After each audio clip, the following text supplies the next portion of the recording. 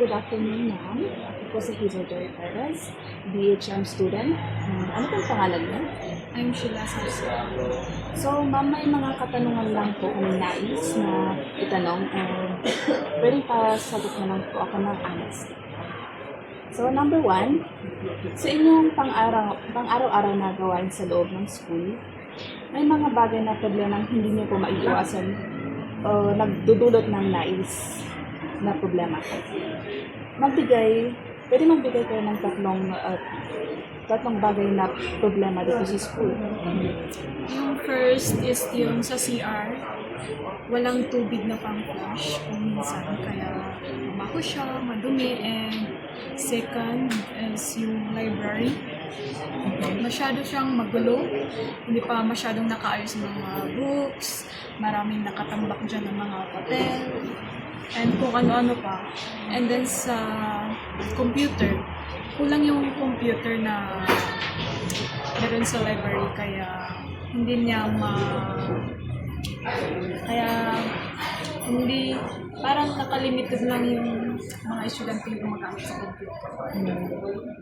Totoo po yan, ma'am. So, kung mapagbibigyan ka ng mga kapangyarihan upang masolusyonan ang mga problema ito, sa simple at mabilis na paraan, ano po ang solusyon niyo? Sa tubig, kung meron akong magic, magmamagic ako na magkakaroon ng maraming tubig para everyday is my tubig dyan sa CR. And pangalawa, yung dito sa library, kung may magic ako, kaya kong ayusin lahat in one day, yung mga nakatambak dyan ng mga libro. And then third, kung kaya ko rin mag-magic ng maraming computer lab. Great. So, last na tanong. Kung may bibigay namin ang mga solusyon ito, anong limitasyon ng pera o oras ang iyong maipupunan sa mga ito? Sa budget ng pera, kung sa computer, baka abot sa 100,000. And then sa tubig, 10,000. Yun. And then sa oras din, within 1 week na magagawa siya. Okay po, ma'am. Salamat po sa binigyan niyong oras sa amin. Salamat.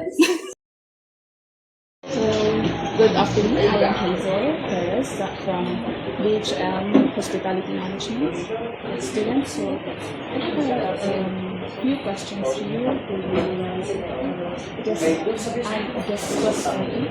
answer honestly. So number 1, in your daily life here in campus, what is one small annoying problem you run into at least once a week?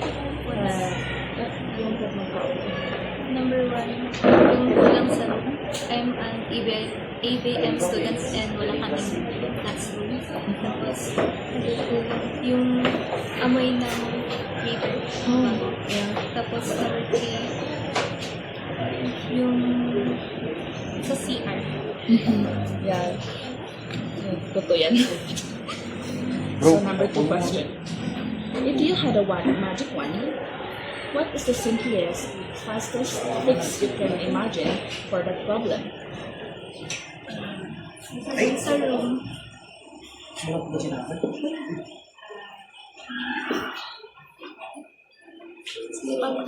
Huh? Sige lang. Okay lang, Tagalog mo.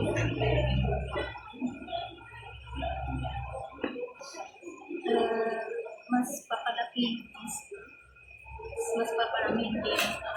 Tapos yung sa river, yung